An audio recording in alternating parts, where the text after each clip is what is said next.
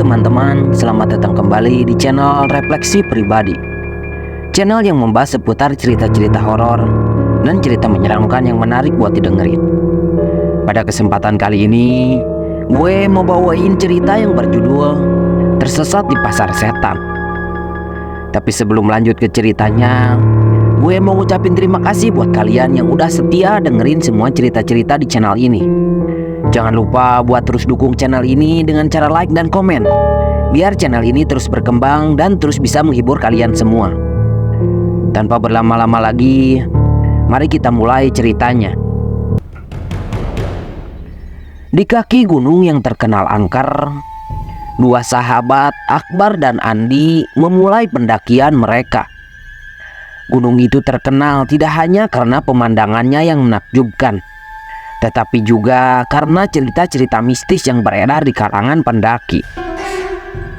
Mereka berdua adalah pendaki yang berpengalaman, yang telah banyak menjelajahi gunung-gunung tinggi.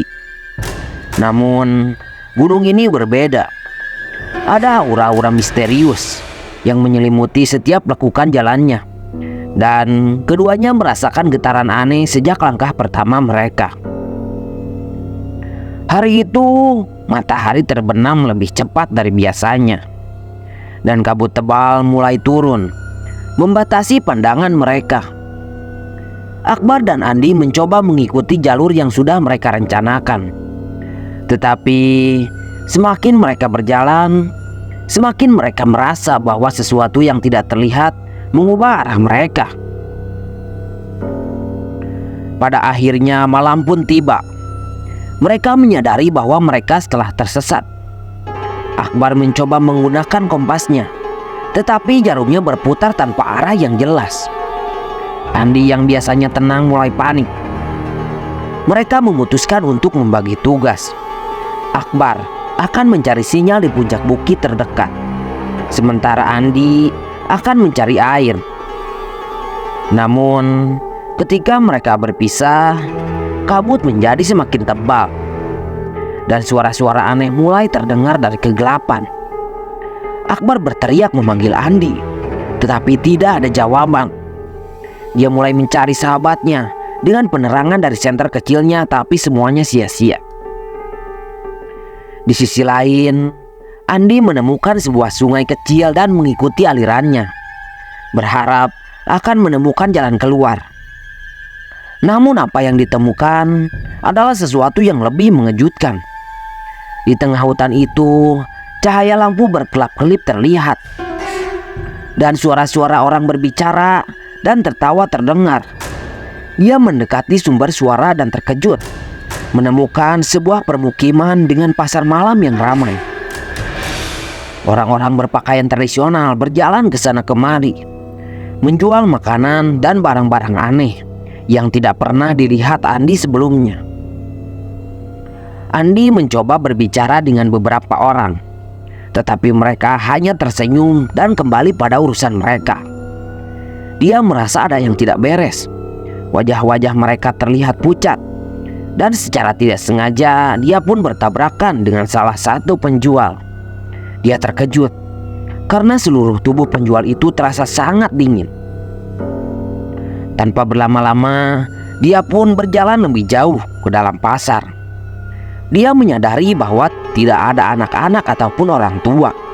Semua penghuni pasar adalah orang dewasa yang berada di usia produktif. Dan kemudian, dia melihat sesuatu yang semakin membuatnya ketakutan. Di sudut pasar, ada sebuah meja dengan barang-barang dagangan yang tidak biasa. Botol-botol yang berisi asap hitam yang bergerak-gerak.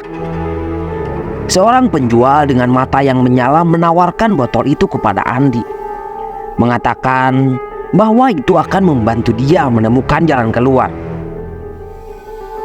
Tetapi Andi menolak dan mulai berlari karena ketakutan. Dia mencari jalan keluar dari pasar yang mengerikan itu. Dia berlari melewati orang-orang yang kini mulai menunjukkan wajah asli mereka. Wajah-wajah yang mengerikan dengan mulut menganga dan mata yang kosong dan penuh dengan darah. Andi berlari sekuat tenaga hingga akhirnya bisa lolos dari kejaran setan tersebut. Dia terus mencari jalan keluar dari hutan. Tetapi saat ia berjalan, kakinya tidak sengaja terkilir dan membuatnya sangat kesakitan. Saat itu, suara aneh seperti suara jeritan dan suara tawang menyeramkan kembali terdengar, membuatnya sangat ketakutan. Dia pun berusaha melanjutkan pelariannya walaupun dengan kaki yang pincang. Namun, saat dia berjalan, tiba-tiba pundaknya terasa dingin, seperti ada sosok memegangnya. Sontak, dia pun berbalik melihatnya, tetapi tidak ada apa-apa di belakangnya. Itu membuatnya semakin ketakutan. Saat dia berbalik, ingin melanjutkan perjalanannya, tiba-tiba sosok menyeramkan dengan wajah yang rusak dan mulut menganga muncul di hadapan wajahnya, membuatnya berteriak ketakutan. Dia berusaha kabur, tetapi kakinya yang sakit membuatnya susah untuk berlari. Sampai akhirnya setan itu berhasil menangkapnya. Andi berusaha melawan setan itu dengan cara memukulnya, tetapi itu semua gagal karena setan itu terlalu kuat. Andi dicekik dan digigit di bagian lehernya. Jeritan suara Andi terdengar di kegelapan hutan. Dia tewas mengenaskan di tangan setan itu. Sementara itu, Akbar akhirnya bisa menemukan jalan keluar dan kembali ke pemukiman warga. Dia menceritakan semua kejadian yang dialaminya dan meminta warga mencari Andi yang masih dalam hutan dan berharap dia masih selamat.